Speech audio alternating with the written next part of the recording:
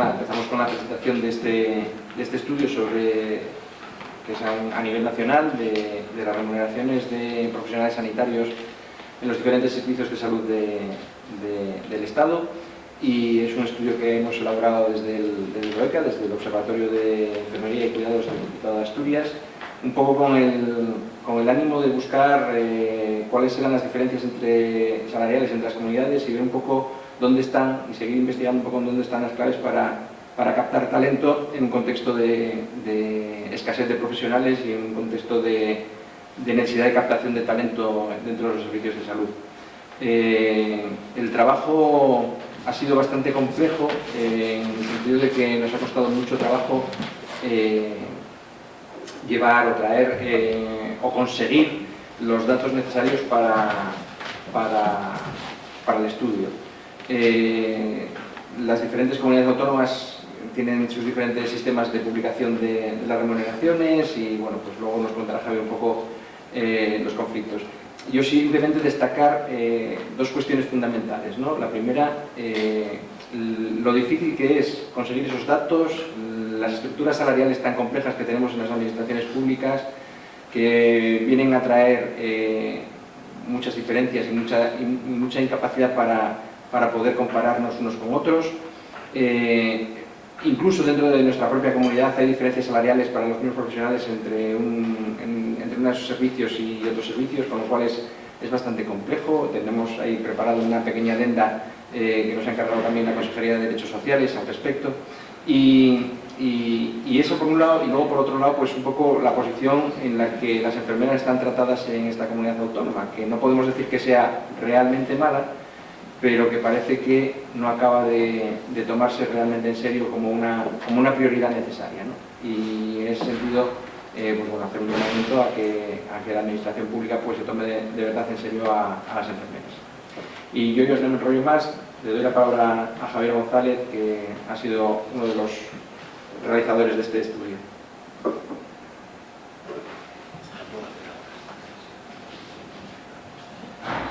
En la línea un poco de lo que indicaba el presidente del colegio, la estructura retributiva del Sistema Nacional de Salud viene elaborada en el Estatuto Marco y es sencilla en apariencia. Establece unas retribuciones básicas en cuantía y conceptos iguales para todos los sistemas sanitarios y luego unas retribuciones complementarias que el propio Estatuto Marco indica que son o están orientadas prioritariamente a la motivación, son un elemento motivador, las retribuciones, así que van a reflejar. Aquí, en estas retribuciones complementarias, nos encontramos con variabilidad conceptual, de cuantías, y es la que realmente establece las diferencias entre las diferentes comunidades autónomas, ¿no? En nuestra opinión, esta heterogeneidad no va a disminuir, es una tendencia al revés, al aumento de variabilidad, ¿no? Con estos mimbres nos pusimos a trabajar en ello, consultando pues, las diferentes leyes, normas publicadas en los respectivos boletines y cauces oficiales, y efectivamente encontramos una dificultad mucho mayor de la deseada en la obtención y el poder analizar los datos, especialmente en algunos casos. Por ejemplo, SERIS nos llevó a través del portal de transparencia, nos devolvió unos datos pues, que no eran tampoco comprensibles o directamente erróneos. Otros conceptos, por ejemplo, la productividad variable, nos fue muy difícil de encontrar en algunos sistemas sanitarios o directamente imposible, y otras comunidades pues, reflejaban o publicaban datos no actualizados a las últimas novedades, ¿no? La mencionada dificultad en esa obtención de datos, ¿no?, unida a la heterogeneidad que hemos comentado, de conceptos, y la complejidad de los diferentes puestos, tanto en especializada como sobre todo en primaria, nos lleva a comprender por qué no hay apenas estudios como el nuestro publicados en España, ¿no? Por otro lado, la Ley de Transparencia, Acceso a la Información Pública y Buen Gobierno regula o establece el derecho a esa información, ¿no?, que es un derecho, se ejerza o no, y también establece lo que es la publicidad activa, ¿no?, que es cuando la Administración, por iniciativa propia, publica los datos, ¿no? La Ley de Transparencia además regula un mínimo de información que han de publicar obligatoriamente las comunidades, y en ese mínimo no viene indicado o establecido las retribuciones de los empleados del Sistema Nacional de Salud, ¿no?, ni otros, ¿no? A nosotros nos parece obvio que todos los sistemas de salud deberían hacer publicidad activa, o sea, por iniciativa propia, en la solicitud de los ciudadanos, de estos datos, con los límites legales establecidos, Como una herramienta, entendemos, que facilite el conocimiento del uso de fondos públicos y la asignación de recursos en el Sistema Nacional de Salud. Y ahora, pues, hechas estas consideraciones, para mí es un privilegio ceder la palabra al director del Observatorio de la Enfermería y los Cuidados de Asturias, a don Juan Hernández Llanes. Para ver los datos.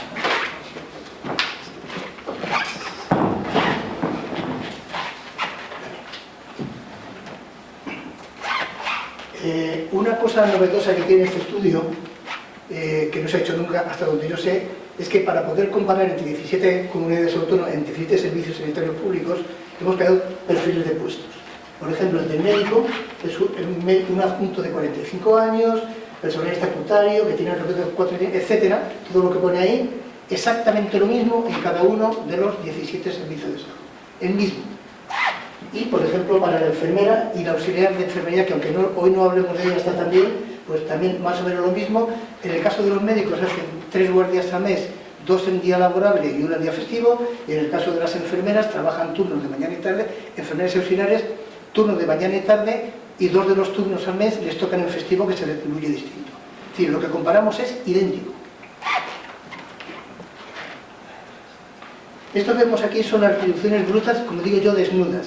Hemos quitado las guardias, esto es de un médico, las guardias y la indemnización por residencia.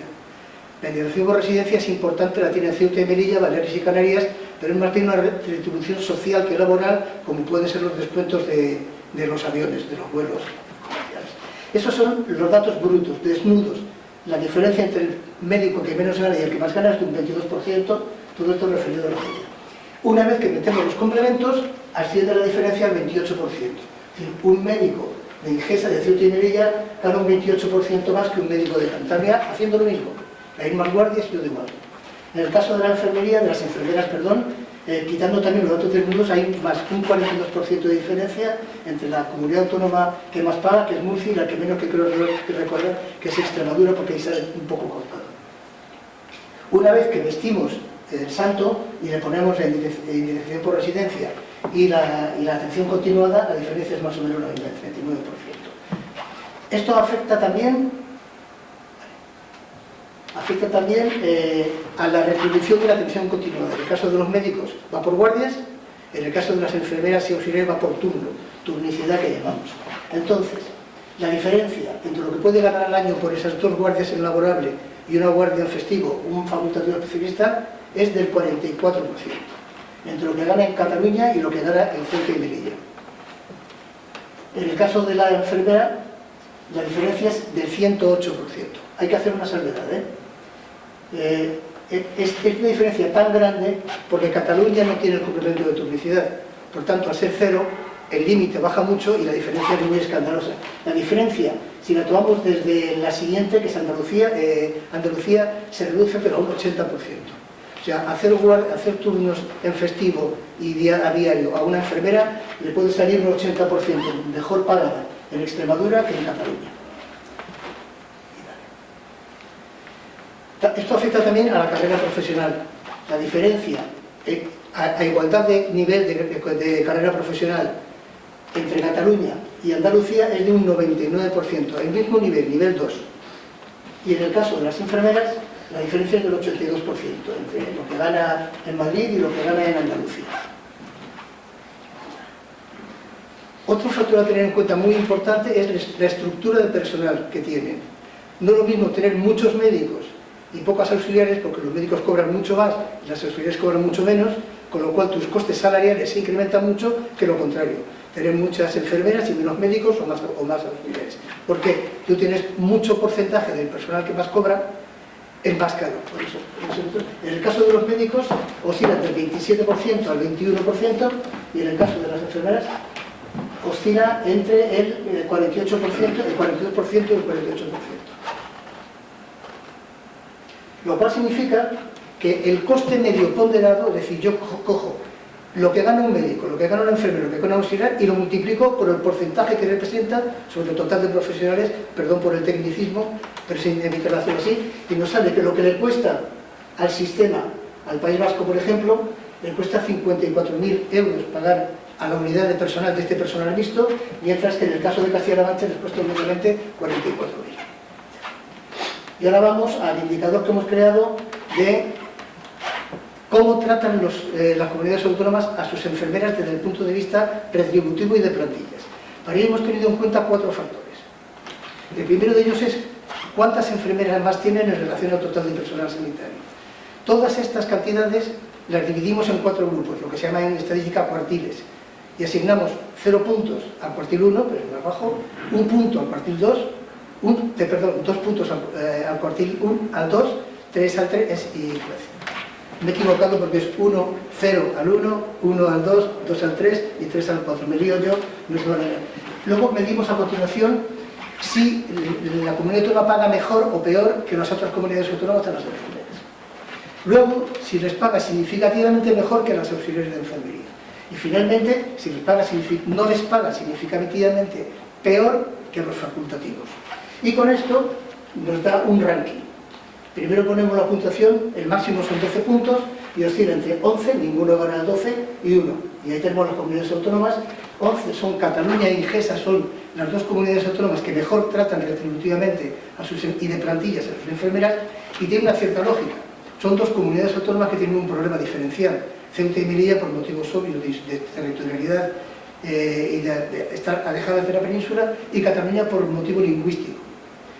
Cataluña, Ingesa, Ceuta y Melilla tienen que atraer, porque no fabrican enfermeras ni médicos, y no tienen universidad, y tienen que atraer gente de Sevilla, de Cádiz, de Huelva, de Granada.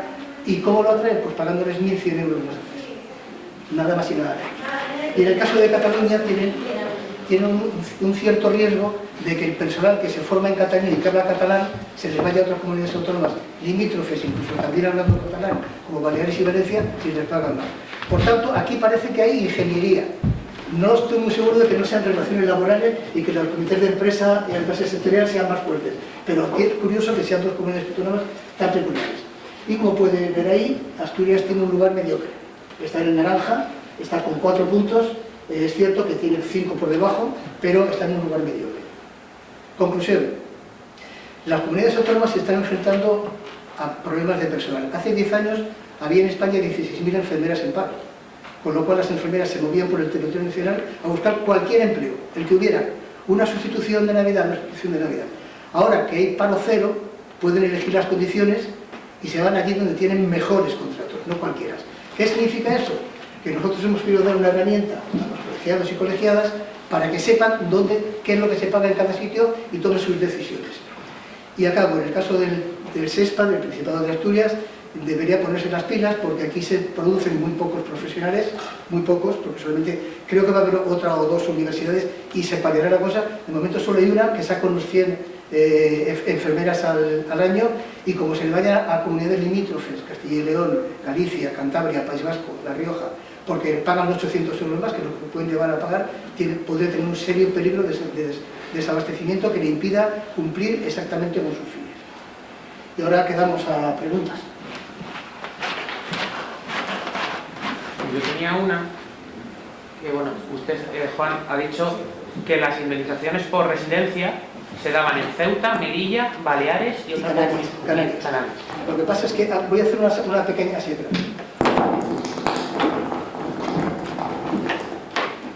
Una pequeña salvedad. En el caso de Ceuta y Melilla se paga a todos por igual. Son unos 1.080 euros brutos al mes. En el caso de Baleares y de Canarias, las islas que llaman capitalinas, es decir, Mallorca, tienen un índice de residencia muy baja, mientras que Menorca, Ibiza y Formentera la tienen muy alta. Y en el caso de Canarias, Gran Canaria y Tenerife las tienen más altas que en Baleares, pero no muy altas. Sin embargo, en las otras 4 islas, El Hierro, La Gomera, Lanzarote, Fuerteventura y Medellín, El Hierro, La Palma, ahí cobran un buen pellizco, no llega a los niveles de Ingesa, de Ceuta y Melilla, pero sí son 700 euros al mes. O sea que los más altos serían Ceuta y Melilla en cuanto a indemnizaciones por residencia, ¿no? Claro, los más altos Ceuta y Melilla. Ceuta, Ingesa es el sistema sanitario público que más paga, pero si le quitas la indemnización por residencia, baja al penúltimo. O sea, no es que baje un poco. Por ejemplo, Baleares baja 5 puestos, Canarias baja 5 puestos, Pero es que Ingesa, Ceuta y Melilla, baja 16 puestos. ¿Por qué? Porque la indemnización por residencia supone un 26% del sueldo total. ¿Y cuál era la comunidad que, digamos, mejor relación tiene en cuanto a la retribución? A las enfermeras es Ceuta y Melilla y Cataluña. Vale. Y las peores son Madrid, Extremadura, bueno, a ver si la puedo localizar y la vamos viendo. La más pequeña creo que Castilla-La Mancha, la Comunidad de Madrid.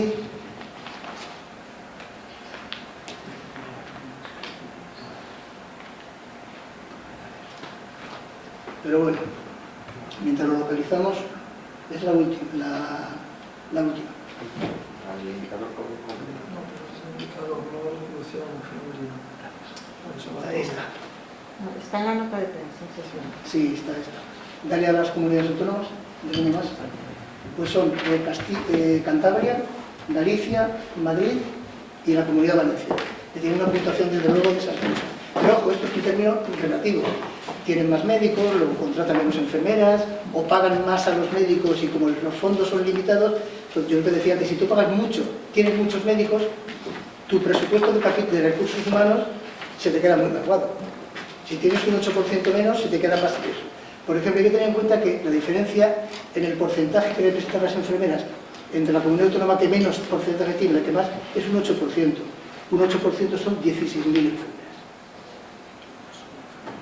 De las 200.000 aproximadamente, perdón, de las 200.000 que trabajan en hospitales en los sistemas sanitarios públicos. Yo le quería preguntar qué debería hacer Asturias para situarse por encima de esa media, que ahora mismo, según pone aquí, estamos ligeramente por debajo de la media nacional. Pues yo creo que eso debe contestar el presidente mejor. Sí, cuando hablamos simplemente de retribuciones, pues para ponernos por lo menos en la mediana, pues hay una diferencia de 1.500 euros brutos anuales, por lo menos, ¿no? Entonces estar ahí. La ventaja que tenemos en Asturias, o la salvaguardia que tenemos en Asturias, es que las comunidades que nos rodean son peores que nosotros, ¿no? Es decir, Galicia, Cantabria y Castilla y León todavía tratan peor salarialmente a las enfermeras que nosotros mismos, con lo cual ahí estamos librando un poco la jugada, ¿no? Es decir, estamos sobreviviendo en cuanto a cantidad de profesionales porque muchas enfermeras de Asturias van a estudiar a Castilla y León, por ejemplo, y se vuelven luego para Asturias. Es decir, que la Universidad de Oviedo no está siendo capaz de hacer la reposición necesaria de las enfermeras que se van jubilando, ¿no? Que esto ya es un tema que ya hablamos otros años y lo hemos entendido, que estamos teniendo un déficit demográfico de profesionales. Entonces, ¿esa diferencia de 1.500 euros puede servir? Pues yo personalmente creo que es necesario que la Administración se ponga las pilas en cuanto al reconocimiento profesional, no solamente salarial, sino al reconocimiento profesional. Nosotros, es verdad que el salario es algo higiénico, es una base mínima para poder seguir trabajando aquí, pero hay cuestiones como la prescripción y el desarrollo de las categorías que se van sacando con cuentagotas y que no se toman realmente en serio, sino que se va haciendo porque, bueno, parece que toca, que las enfermeras necesitamos que esto se nos vaya reconociendo, ¿no? Ya no me voy a meter en aspectos reclamados por la profesión, como es el A1, que lógicamente aumentaría esta retribución en condiciones, porque además son cuestiones a nivel estatal, ¿no? Pero sí es cierto que es necesario que la Administración tome a las enfermeras más en serio. Y lo que tiene que hacer es subir las retribuciones. Voy a contar un ejemplo. La ley prohíbe que las pagas extras se paguen distinto en cada comunidad autónoma. Es común para todos los funcionarios, ni siquiera para los estatutarios de sanidad, para todos los funcionarios del Estado y empleados públicos no laborales. Hay una comunidad autónoma, que no voy a decir cuál es, porque no está aquí para defenderse, que lo que hizo fue muy sencillo. Tenía un déficit enorme de profesionales, enorme. ¿Y qué hizo? Pues como no podía hacer algo más, se inventó una segunda paga extra. Dice, no puede. Sí, porque le llamó paga adicional y además la retribuyó al doble, a más del doble que la paga extraordinaria. Porque primero aprobó en 2008 el complemento específico, cobraron 14 pagas, de manera que ya hay 2, y luego lo subió el 66% en 2016 o algo así por el estilo. ¿Cuál es el resultado? Que Murcia está en la cabeza de las retribuciones, es la que más paga a las enfermeras. No me acuerdo si la primera o la segunda. ¿Por qué? Porque les da 1.600 euros más al año a base de pagas adicionales. Hay comunidades autónomas que tienen complementos, como la Comunidad de Madrid, que tiene un complemento que se llama complemento de mesa sectorial, otras que tienen un complemento que se llama de CPR, que nunca he sabido qué significa, porque no están las siglas explicadas, algo así de complemento de productividad y rendimiento. Es decir, se pueden crear complementos retributivos y yo creo que es un problema probablemente de presupuesto público, que es limitado, pero que el Principado, la Administración del Principado debe, como todas hacen, distribuir los presupuestos en función de sus problemas. Y es cierto que tiene problemas también en servicios sociales y en la atención a la dependencia, pero el problema sanitario es que se pueden poner unas navidades que no tenga enfermeras para sustituir, para que se van de vacaciones, o cierra plantas o prohíbe las vacaciones, cosa que le llevaría a los tribunales evidentemente. Ojo, que esto no es ninguna tontería, porque está pasando. Ya ha habido una reunión entre el consejero de Galicia y el del País Vasco para tratar de reducir esta cosa, ponerse de acuerdo para que no subamos. O sea que está pasando ya, salió en una revista médica, o sea que está pasando. Y va a pasar más. Y un añadido más. El gasto que va a haber en la comunidad autónoma y en toda España y en todo el mundo por atención a los cuidados, especialmente los cuidados de la gente dependiente, va a ser tremendo, y si no tenemos profesionales competentes, motivados y bien retribuidos, no van a querer irse a las residencias.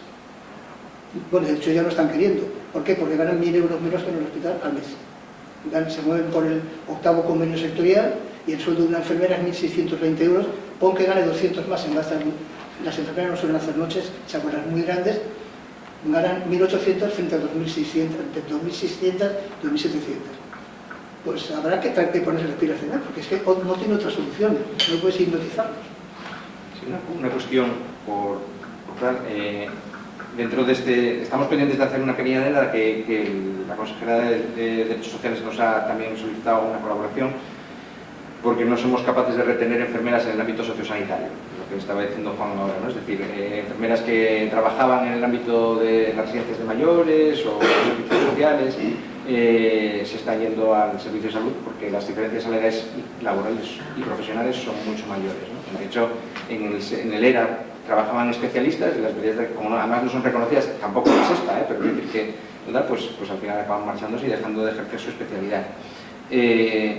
Uno de los criterios que también hay en Asturias, que no se contempla en el estudio porque no deja de ser una condición no salarial, pero que tiene que ver con el salario, es que en Asturias hay incompatibilidad pública-privada, exclusividad, por decirlo de alguna forma, que las enfermeras no la cobran, al contrario que nuestros compañeros médicos, que sí tienen un complemento de exclusividad por trabajar solamente en el ámbito público. Nosotros no tenemos ese complemento, pero tampoco podemos trabajar en la privada, ¿no? Esto, unido al déficit, está teniendo muchos problemas en las residencias de mayores, por ejemplo, en el ámbito sociosanitario, porque no hay enfermeras que puedan compatibilizar uno y otro, que podría ser una solución, y es un motivo más para que la gente esté un poco agraviada, se sienta agraviada, ¿no? Entonces, una de las cuestiones muy fáciles que tendría el Principado sería liberar la exclusividad también para las enfermeras. Y en ese caso, en ese caso añadir el suplemento de exclusividad. ¿Se puede decir por favor su nombre? Y claro, a micro lo digo para que... ¿Quién yo? No. Yo soy Esteban Gómez, presidente del Colegio de Enfermería. Si luego en archivo nos lo agradecen. Sí. Y yo, Juan Hernández Yáñez, director del Observatorio de Enfermería y Cuidados. Y yo soy Javier González Requejos, miembro de LOECA y soy enfermero. Que ha impulsado el estudio. A mí me gustaría añadir uno de los méritos, ya cita un poco Esteban y Juan, que tiene estudios que calcula el coste tanto para el Sistema Nacional de Salud como para los diferentes sistemas sanitarios y las repercusiones a los profesionales de pasar del grupo A2 actual a A1, ¿vale? Eso, pues bueno, no conozco yo tampoco nadie que lo haya calculado o publicado. Y bueno, esos son datos que sirven para la mejor gestión.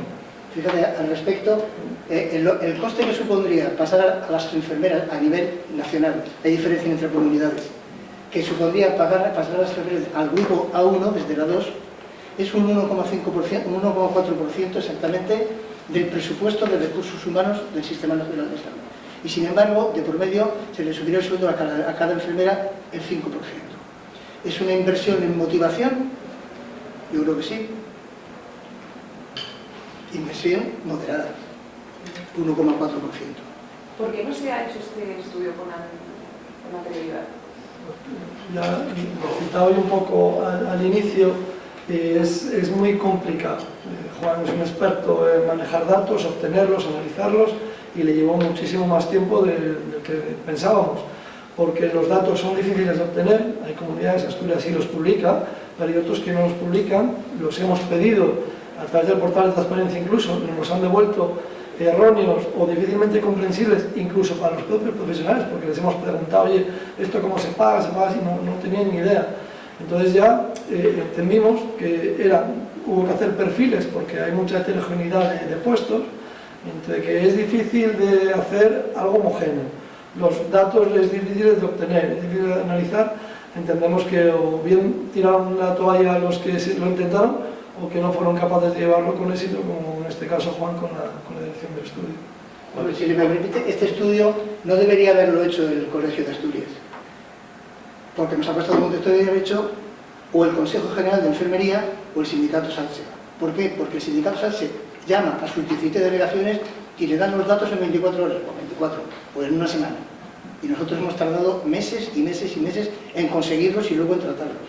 ¿Qué es lo que pasa? Que en las organizaciones centralizadas, esto es una suposición, tienen un problema, que si sacan los datos ellas, los afiliados y colegiados de las comunidades autónomas pagadas se van a mosquear con ellos, porque están permitiendo un agravio comparativo.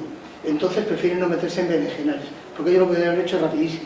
¿Creen que este tipo de estudios pueden ayudar a homogeneizar la profesión y que este tipo de diferencias salariales dejen de tener estas brechas tan pronunciadas? Yo no lo creo. No lo creo. Yo creo que las brechas van no a más, porque se van igual al alza, porque a la fuerza ahorca. Pero homogeneizar retributivamente, pues puede que sí, porque el que menos pague, menos tendrá. Pero depende mucho también de la renta, del nivel de vida, de la inflación, de los costes de la vivienda, de los costes, etcétera, que te da cada comunidad autónoma. A lo mejor ganar 400 euros menos en Andalucía o en Extremadura no es tan relevante que ganar menos que en el País Vasco. O sea, este es un estudio que pone datos. Y ahora son las comunidades autónomas, el SESPA, quien debería revisarlos, analizarlos y ver en qué puede mejorar. Porque nosotros hacerlo para 17 comunidades autónomas es imposible. Vamos, no es imposible, lo puede llevar 2 años. Lo que está claro es que cuantos más datos tengan las administraciones de comparación y los propios profesionales de lo que hay, pues mejores decisiones se podrán tomar en el futuro, ¿no? Y se podrán tomar conforme a datos, no conforme a ideas o conforme a caprichos de unos profesionales u otros, ¿no? Yo decir que el estudio parece que, bueno, llevamos más de un año trabajando en este estudio. Cuando Javier propuso hacerlo, que nos pareció un estudio muy ambicioso, no pensamos que nos iba a llevar tanto tiempo conseguir los datos. Daros cuenta que las propias comunidades van cambiando los convenios y los estatutos cada cierto tiempo, por lo menos una vez al año lo suelen cambiar, entonces no siempre van a la par todos y ha sido realmente complejo. Y el Gobierno, la Administración General del Estado, la retribución de 2023 en octubre la subió un 0,5% con carácter retroactivo de enero. Bien, ya hubo que cambiar los datos, actualizar los datos, porque esto en principio hasta tal punto que iba a ser de 2023. De hecho creo que hay alguna rata en algún lado que sigue poniendo 2023. Y en febrero subió otro 0,5% con carácter retroactivo en febrero de 2024, con carácter retroactivo a enero de 2023. Y no sacó el 2% de subida este año hasta el día 25 de junio en la Boletín Oficial del Estado, con lo cual volvió a subir un 2%. De hecho, que los datos están sacados, actualizados a 1 de octubre, podemos decir que estamos a tiempo real, vamos. Nosotros consideramos que este estudio sirve para los profesionales, lógicamente, para saber dónde se encuentran, y también para la administración, pero lo entendemos como una herramienta, ya decíamos al principio de la exposición, que facilite el conocimiento del uso de fondos públicos y la asignación de recursos. Luego hay consejos interterritoriales que estudiarán oferta, demanda, movimientos demográficos, perspectivas o proyecciones asistenciales, como bien indica Juan, que pues, a medio o largo plazo no parece que vayan a disminuir. Entonces pues tendrán que ponerse de acuerdo y modular o topar o las ideas que se les ocurran. Entendemos que se gestiona mejor desde el conocimiento y desde la publicidad activa.